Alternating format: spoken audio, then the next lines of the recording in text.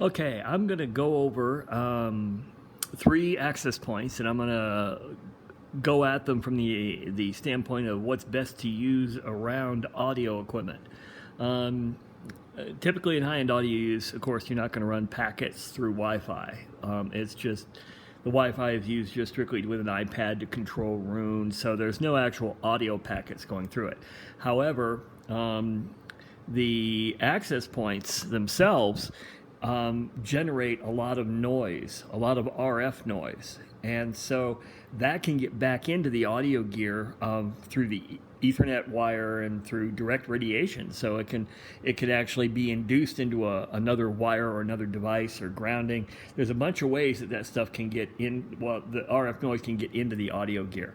So I wanted to just take a look at the various access points and look at the differences. And one of the things that I found was actually fairly remarkable.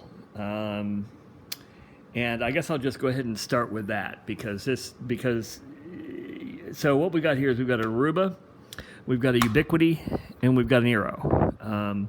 And the issues that I'm going to talk about are really very similar to other access points. So this will give you a good flavor for all of it.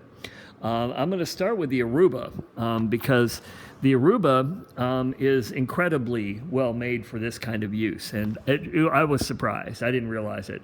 There's a Department of Defense spec for the Arubas. This is used by the military. This is used by the NSA. This is used by the FBI. This is a very high security device. Why is that important to audio use? It's because of part of the specifications about emissions, about how the device cannot emit RF outside of the Wi-Fi band.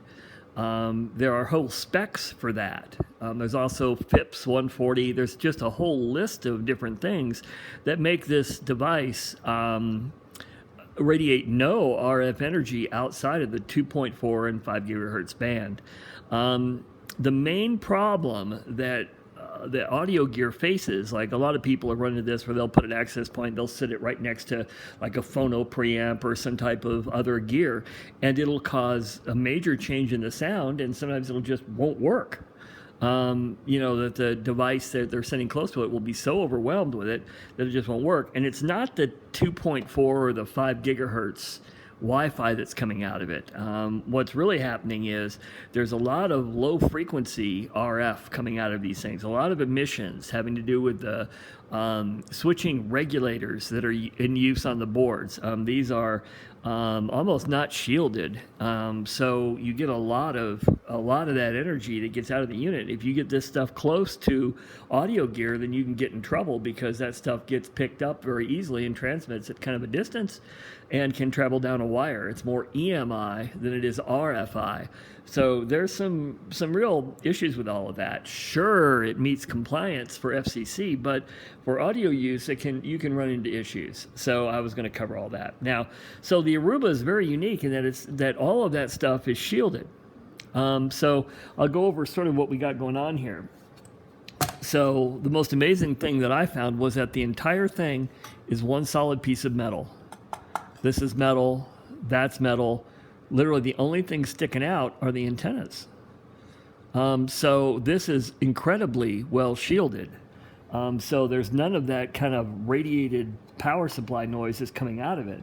Once you do get it apart, you take it apart, like the bottom plate, this is a solid piece of metal. I mean, this is thick metal. This isn't just thin metal. So is this. This metal isn't thin either. So this is incredibly well shielded.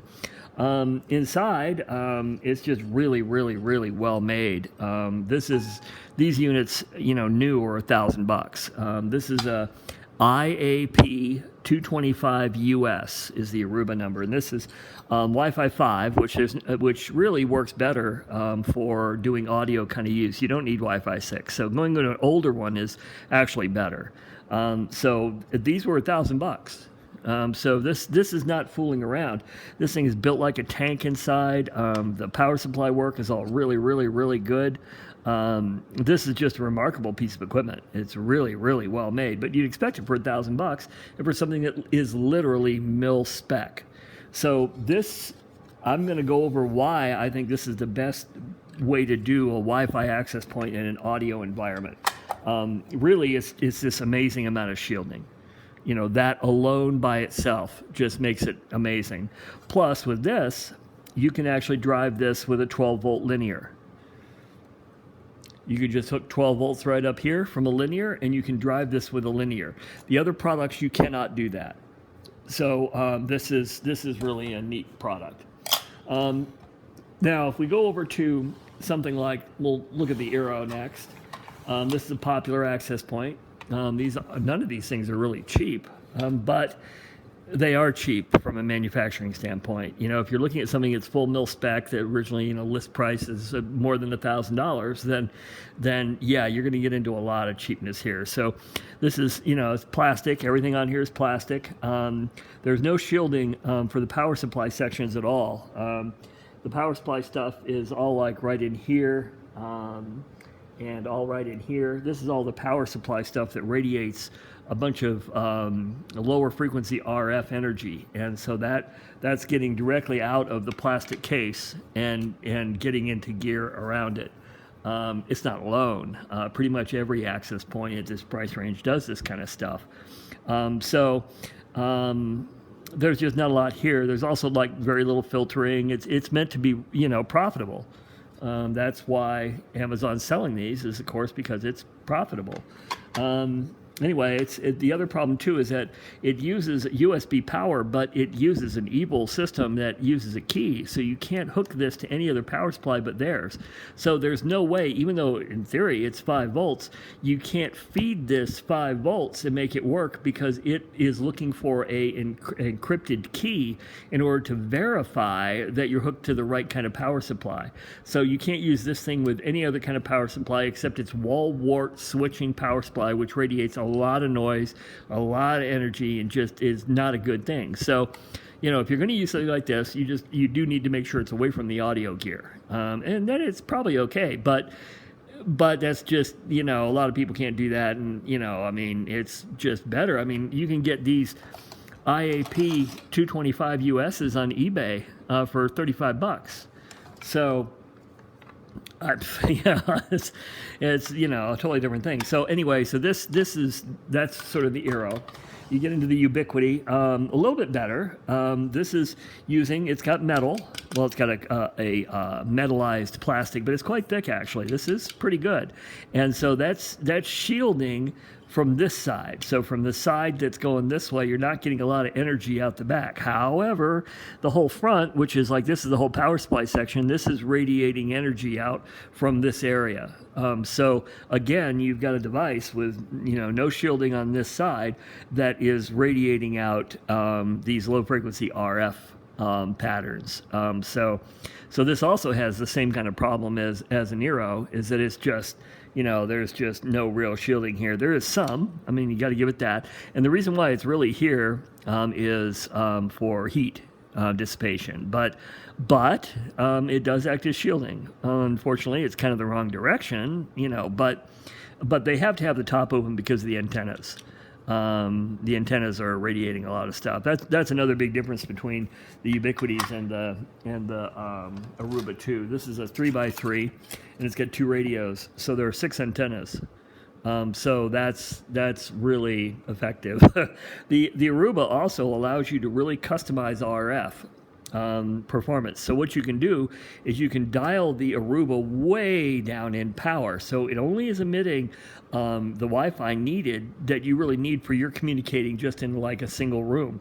You're not spraying all sorts of extra power around. You can also turn off the 2.4 gigahertz and just go with 5 gigahertz.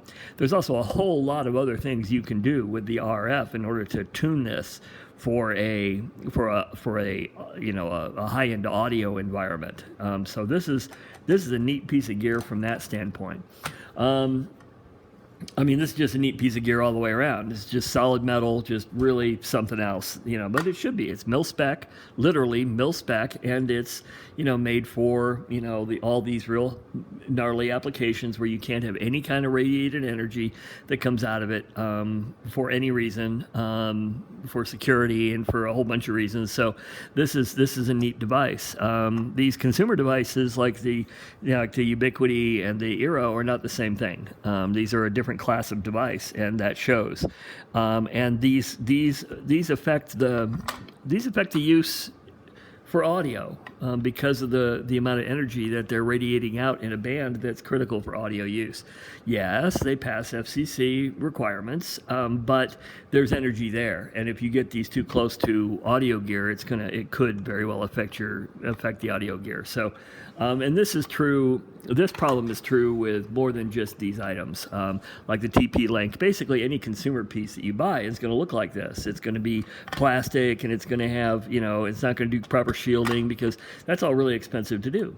So it's, you're just not going to find that. So the Arubas, this is Wi-Fi 5. So everybody has, moved on to Wi-Fi 6 in Aruba, where the access points are like $1,500, $2,000 each. But these, which are, a couple generations back, work great for audio. These things are a lifetime warranty, and you can buy them on eBay used for $35. So, these things to me just seem like the way to go. Plus, they're just the way to go, regardless of price. Simply because of how well they're shielded.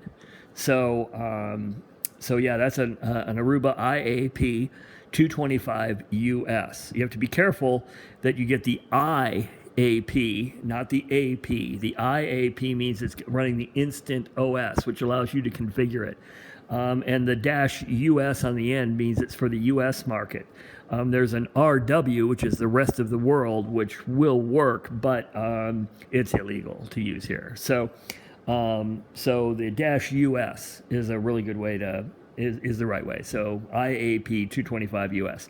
In my opinion, that's really a great way to go. The other Arubas are basically the same kind of thing. I like the older ones because I don't know. To me, they don't affect audio. I think Wi-Fi 6 causes other issues, and you don't need the speed with audio at all. And these will get all the way up to 800 megabits a second. So you're really good with them anyway. So I like a product that's older, well established, well understood, has really good updated firmware that they've really addressed everything. It's just a bulletproof kind of product. Whereas with the Eeros and the Ubiquitis, these things are coming out all the time. There's always something. There's firmware updates. You can't do a linear with either of these. This one has to be power over Ethernet. The problem with power over Ethernet is that the power over Ethernet adapter radiates a lot of RF noise and a lot of energy that you don't want, and that ends up on the Ethernet signal, which ultimately hooks back to the switch. So ultimately, you don't want to do power over Ethernet, and there's no other way to drive the Ubiquitis. The Eero, you can't use anything but their power supply on, which sucks. And so the Arubas are really great because you can just hook up a 12-volt linear, standard 12-volt linear to these. It's annoying, of course, because you have to put the linear by the access point, but a lot of people are going to put these, somewhat close to their audio gear. I still recommend putting them at a distance from the audio gear. It can't hurt, right? But anyway, so I just wanted to go over a video of what I found about all this and how these Arubas are just remarkable from their shielding standpoint.